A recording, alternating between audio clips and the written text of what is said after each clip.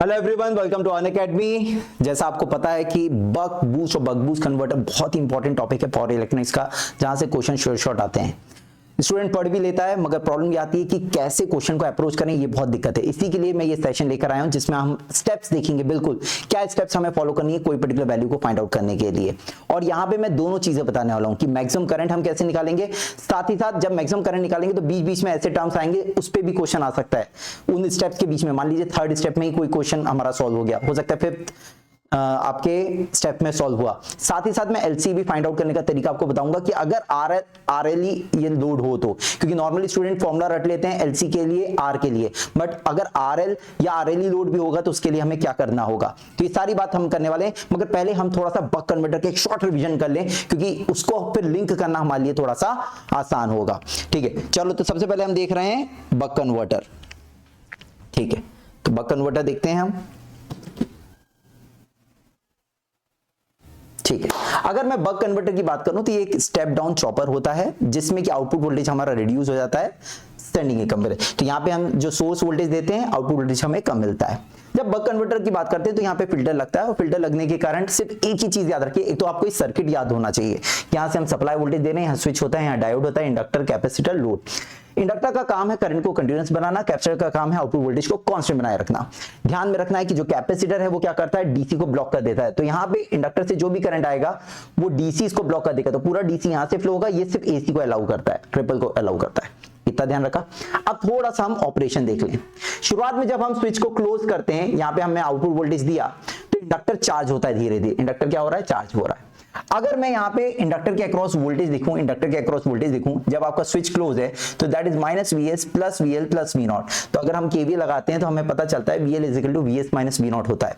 कई बार आपने गेट में क्वेश्चन देखा है, इंडक्टर वोल्टेज का हमें डायग्राम दे दिया जाता है और डेल की वैल्यू पूछी जाती है। बक पे भी हो चुका है, बूस्ट में भी हो सकता है, हो सकता है बक बूस्ट में इस बार पूछा जाए। हालांकि अभी हम बक कन्वर्टर का देख रहे हैं। ठीक है, यहाँ पे हम देखेंगे जब स्विच क्लोज होता है तो सप्लाई करंट धीरे धीरे बढ़ता है, इंडक्टर करंट धीरे धीरे इंक्रीज होता है। इस समय डायोड ऑफ रहता है, डायोड में कोई भी करंट फ्लो नहीं होता है।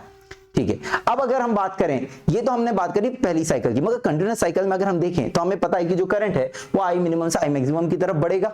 ठीक है, वोल्टेज हो गया VS minus V naught, I minimum से मैक्सिमम, डायोड से कोई भी करंट फ्लो नहीं हो रहा है। यहां पे अगर हम देखें तो ये सबसे इंपॉर्टेंट इक्वेशन हो जाती है जो आपको बक कन्वर्टर में याद रखनी है। क्या इक्वेशन होती है, बक कन्वर्टर में जो रिपल होता है डेल आईएल, बिल्कुल रट लो, बक कन्वर्टर का ripple that is I max minus I minimum equal to VS minus V naught upon L into T on, VS minus V naught upon L into T on. और V naught क्या होता है, हमें पता है कि buck converter में output voltage equal to del VS होता है। तो डेल वीएस करके आप डेल आईएल कभी भी निकाल सकते हैं, डेल आईएल। ठीक है, मगर ये कौन सा करंट है, इंडक्टर के थ्रू फ्लो होने वाला करंट है। ठीक है, अब क्या होता है कि जैसे ही हम थायरिस्टर को फोर्स कम्यूटेशन के थ्रू या स्विच को फोर्स कम्यूटेशन के थ्रू बंद करते हैं, जैसे ही हम स्विच को बंद करते हैं तो इंडक्टर के थ्रू करंट रिड्यूस होता है।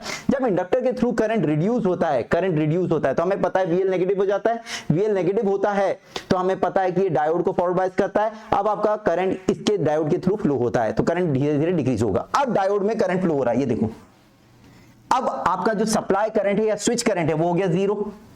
ध्यान रखने वाली बात क्या है, ध्यान रखने वाली बात ये है कि आप जरा ध्यान दीजिए, मैक्सिमम इंस्टेंटेनियस करंट, चाहे इंडक्टर का बोलें, चाहे सप्लाई का बोलें, चाहे हम स्विच का बोलें या फिर डायोड का बोलें, सबकी मैक्सिमम वैल्यू बराबर है। तो एक क्वेश्चन तो ये बन सकता है कि भाई वो किसी की भी मैक्सिमम वैल्यू पूछ सकते हैं, बोल सकते हैं इंडक्टर की इंस्टेंटेनियस मैक्सिमम वैल्यू बताओ कितनी होगी, सोर्स की, सप्लाई की, डायोड की, मगर सबकी एक ही है। अब निकालने का क्या तरीका है वो आगे हम देखेंगे, अब इतना समझ जाए तीनों की एक ही है। दूसरी बात, जब आपका स्विच ओपन हुआ तो जब हमने यहाँ पे केवीएल लगाया, जब भी केवीएल लगाते हैं तो वोल्टेज जो इंडक्टर का होता है प्लस माइनस वीएल जो ओरिजिनल होता है वही लेते हैं। जब हमने देखा तो VL is equal to minus V naught आ गया। तो एक तो ये हमें वेवफॉर्म याद रखनी है कि स्विचिंग ओपन करके और क्लोज करके इंडक्टर के अक्रॉस वोल्टेज क्या है, इस पे भी गेट में क्वेश्चन बनता है। ठीक है, अब अगर हम बात करें, यहां पे हमने एक प्रूफ किया कि एवरेज वोल्टेज अक्रॉस इंडक्टर हमेशा जीरो होता है, जिसके थ्रू हमने आउटपुट वोल्टेज निकाल लिया that is equal to del VS. तो ये तो हमें रटा होना चाहिए कि बक कन्वर्टर में output voltage equal to del VS, duty cycle del equal to T on upon T होता है। ठीक है, आगे बढ़े हम। ठीक है, अब एक और बात, जब बक कन्वर्टर की बात कर रहे हैं तो इंडक्टर से जब जो करंट आ रहा है इसके दो कंपोनेंट हुए, एक होगा कैपेसिटर के थ्रू, एक हो जाएगा आउटपुट करंट आपका जाएगा। कैपेसिटर के थ्रू मैंने वही बताया था कि हमेशा डीसी को ब्लॉक कर देता है, डीसी को ब्लॉक करता है तो पूरा आउटपुट करंट जो डीसी है वो यहां से फ्लो होगा और जो आपका रिपल होगा वो यहां से फ्लो होगा। तो जो आईसी के थ्रू, कैपेसिटर के थ्रू रिपल होता है वो ये होता है। बट बात ये होती है कि जो हमने आई मैक्स माइनस आई मिनिमम बोला था कि भाई सर ने बोला था आई मैक्स माइनस आई मिनिमम की वैल्यू याद रखो इंडक्टर के थ्रू, वही आई मैक्स माइनस आई मिनिमम हमें पता है कैपेसिटर के अक्रॉस भी बराबर होता है। तो क्वेश्चन क्या पूछा जा सकता है कि आप मुझे बताइए कि रिपल कितना होगा, कहां पे, इंडक्टर में, तो वही होगा Vs minus V naught upon L into T on. अगर वो पूछते हैं कि भाई रिपल बताओ कैपेसिटर में कितना होगा, तो वही होगा क्योंकि I max minus I minimum की वैल्यू वही रहती है चाहे कैपेसिटर हो चाहे इंडक्टर हो, that is Vs minus V naught upon L into T on. तो ये क्वेश्चन यहां से बनता है। ठीक है, चलिए आगे बढ़ रहे हैं हम लोग। नाउ एवरेज आउटपुट करंट की बात करें तो एवरेज आउटपुट करंट निकालने का तरीका हमारा यहां पे दो हो सकता है। देखो क्वेश्चन की अप्रोच की मैं बात कर रहा हूं कि क्वेश्चन में कैसे निकालने को आएगा। कभी डेल आई एल से आपको निकालने की जरूरत नहीं होगी, हालांकि मैं उसका रिलेशन आपको बता दूंगा, मगर जो आउटपुट करंट है ना, जब भी हम क्वेश्चन करेंगे तो उसकी अप्रोच डिफरेंट होगी। हालांकि यहां पे मैंने डेराइव करके बताया है कि आउटपुट करंट वही होगा जो इंडक्टर की एवरेज वैल्यू होगी। तो ये जो इंडक्टर है हमें पता है, ये बात पता होनी चाहिए कि बक कन्वर्टर में जो करंट फ्लो हो रहा है, जो रिपल है उसके अंदर एसी डीसी दोनों है और डीसी कंपोनेंट से आउटपुट करंट फ्लो हो रहा है। इसका मतलब ये है कि इंडक्टर का जो एवरेज वैल्यू है, सिर्फ बक कन्वर्टर में होता है ये, इंडक्टर की जो एवरेज वैल्यू है वो ही आउटपुट करंट है और उसकी वैल्यू है IL average equal to I minimum plus del IL by 2। हालांकि ये फॉर्मूला नहीं, मैं बोलूंगा आपसे आप ये दो फॉर्मूले याद रखो। कौन से? ये वाले दो फॉर्मूले क्या है, I max equal to I naught plus del I L by 2, I minimum equal to I naught minus del I L by 2।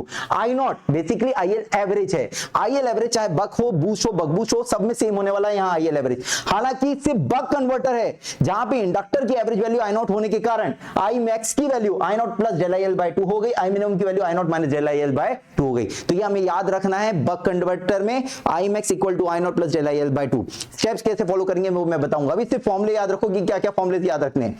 ठीक है, तीसरा फॉर्मूला ये आता है कि बक कन्वर्टर में कई बार वो पूछ लेते हैं कि भाई मैक्सिमम रिपल के लिए डेल की वैल्यू क्या होनी चाहिए, तो याद रखना है 0.5 होनी चाहिए मैक्सिमम रिपल के लिए। और अगर डेल इक्वल टू 0.5 होगा तो मैक्सिमम रिपल की वैल्यू कितनी होनी चाहिए, that is Vs bye 4FL होनी चाहिए। ठीक है, तो ये आपको याद रखना है जिसपे क्वेश्चन बनता है। क्रिटिकल इंडक्टेंस, अब मैं क्रिटिकल इंडक्टेंस के बारे में यहां नहीं आपको स्टेप्स में बताऊंगा। चलो स्टेप्स की बात करते हैं, अब स्टेप्स की बात करते हैं। तो मैंने बताया आपको एक क्वेश्चन तो बनता है, वो इंडक्टर का जो वेवफॉर्म बनती है उससे डेल की वैल्यू पूछी जाती है। वेवफॉर्म दे देंगे आपको, पूछेंगे डेल की वैल्यू बताओ क्या होगी, तो वो तो वेवफॉर्म से निकल जाएगी हमारी, वो वेवफॉर्म याद होनी चाहिए आपको। या फिर आपको कंडक्शन करना आना चाहिए, बक कन्वर्टर कैसे काम करता है ऑन पीरियड और ऑफ पीरियड में, तो आप बता सकते हो। अगर वेवफॉर्म याद नहीं भी है तो आप ऑन और ऑफ में निकाल के देख लो कि वोल्टेज अक्रॉस इंडक्टर क्या आ रहा है। अब बात कर रहे हैं हम मैक्सिमम करंट की। ध्यान दीजिए मैंने क्या बताया था, आई मैक्स सेम है किसके लिए, फॉर स्विच के लिए, सप्लाई के लिए, इंडक्टर के लिए और डायोड के लिए। क्या स्टेप्स हमें फॉलो करनी है, क्योंकि क्वेश्चन देखिए अप्रोच ही तो समझ में नहीं आती है। क्या स्टेप्स है, पहला output voltage equal to del VS. भाई जब भी क्वेश्चन दिया होगा तो उसमें डेल दिया होगा, आपको ड्यूटी साइकिल दिया होगा, ड्यूटी रेशियो दिया होगा, इनपुट वोल्टेज दिया होगा, तो आउटपुट वोल्टेज आप निकाल सकते हो। अब आउटपुट करंट की बात है, मैंने बताया था आउटपुट करंट निकालने का तरीका सिर्फ एक ही याद रखो, आउटपुट वोल्टेज आपका आ गया। अब हो सकता है वहां पे आर लोड हो, आरएल लोड हो या आरएलई लोड हो। अगर आर या आरएल लोड होगा तो I naught equal to V naught by R होगा, क्योंकि inductor act as a short circuit. अगर आरएलई लोड हुआ तो I naught equal to V naught minus E upon R होगा। ठीक है, तो आप आउटपुट करंट बता सकते हैं। ठीक है, डेल आईएल मैंने बोला बहुत इंपॉर्टेंट इक्वेशन है, that is equal to VS minus V naught upon L into T on. Buck converter के लिए ये फॉर्मूला बहुत इंपॉर्टेंट है, that is equal to V naught हमें पता है, वीएस हमें पता है, एल पता होगा, टी ऑन पता होगा, सारी वैल्यूज करके आप डेल आईएल निकाल सकते हो। आई मैक्स इक्वल टू होता है आईएल एवरेज, हमेशा इंडक्टर चाहे बक हो, बूस्ट हो, बक बूस्ट हो, IL average plus del IL by 2 ही फॉर्मूला होता है। मगर बक कन्वर्टर में आईएल एवरेज की वैल्यू आई नॉट होने के कारण अगर आपको आई नॉट पता है तो डेल आईएल बाय 2 आप करके यहां पे आई मैक्स की वैल्यू निकाल सकते हो। और ये आई मैक्स सब में सेम होगा, इंडक्टर में, स्विच में, डायोड में, सप्लाई में, तो सबके लिए आई मैक्स सेम होगा। तो ये आप स्टेप फॉलो करो, कहीं की भी आई मैक्स वैल्यू आप फाइंड आउट कर सकते हैं। इसकी स्क्रीनशॉट लेकर आप लोग रख सकते हैं। ठीक है, स्क्रीनशॉट ले लीजिए। अब बात आती है दूसरी, एक और क्रिटिकल इंडक्टेंस। अब स्टूडेंट नॉर्मली फॉर्मूला रट लेता है कि सर प्योर रेजिस्टिव लोड है तो हम critical inductance just continuous, critical inductance is what, जिसके लिए कि इंडक्टर का जो करंट है वो जस्ट कंटीन्यूअस हो जाए, तो फॉर्मूला रट लेते हैं LC equal to 1 minus del R upon 2F। मैं मना नहीं कर रहा हूं, अच्छी बात है, 1 minus del into R upon 2F आप रट लो फॉर प्योर रेजिस्टिव। मगर अगर क्वेश्चन में उन्होंने चेंज कर दिया कि भाई आर एल लोड या RLE लोड है तो क्या करना होगा, तो उसके लिए मैंने यहाँ पे स्टेप्स बनाई है। अगर आप ये स्टेप्स देखेंगे तो कोई दिक्कत नहीं होगी आपको। आप बस याद रखो कि जस्ट कंटीन्यूअस हुआ है मतलब दो बातें, जस्ट जस्ट कंटिन्यूअस मतलब मिनिमम करंट जीरो हो गया है। भाई अगर इंडक्टर करंट जस्ट कंटिन्यूअस हो रहा है मतलब मिनिमम करंट जीरो है, पहली बात। जस्ट कंटिन्यूअस का मतलब मिनिमम करंट हो गया, ठीक है। दूसरी बात मिनिमम करंट जीरो हो गया, देखो लिखा है मैंने, जस्ट कंटिन्यूअस मतलब मिनिमम करंट जीरो। दूसरी बात आपके दिमाग में आनी चाहिए कि मुझे एलसी निकालना है, और एलसी सिर्फ एक ही निकाल के दे सकता है, कौन? सारे फॉर्मूले पढ़े, एल आया कहां? एल आया सिर्फ डेल आई एल के फॉर्मूले में। Del I L equal to what? VS minus V naught upon L into T on, यही तो दे रहा है। तो अब बस यही मेरी हेल्प करने वाला है। कौन हेल्प करने वाला है? I minimum equal to zero और del I L equal to V S minus V naught upon L into T on. ये देखो जस्ट कंटिन्यूअस मतलब minimum current equal to zero, तो मिनिमम करंट इक्वल टू क्या होता है? I L average minus del I L by 2, और मुझे पता है बक कन्वर्टर में I L average I naught के बराबर होता है, तो यहां से आ गया I naught equal to del I L by 2। अब मुझे डेल आई एल में V S minus V naught upon L T on तो मैं वैल्यू रख दूंगा, मगर मुझे आई नॉट चाहिए। आई नॉट कौन देगा? वी नॉट अपन आर या V naught E minus R, और वी नॉट कौन देगा? V naught equal to del V S. Screenshot ले लो, एलसी का कोई भी आएगा क्वेश्चन आप इससे सॉल्व कर सकते हो, ठीक है। चलिए, तो ये था आपका बक कन्वर्टर, ठीक है। ऐसे ही मैं अभी आपके लिए सेशन लेकर आऊंगा बूस्ट और बक बूस्ट के लिए भी, ध्यान से देखिएगा, सारे क्वेश्चन सॉल्व हो जाएंगे इससे आपके। Thank you so much.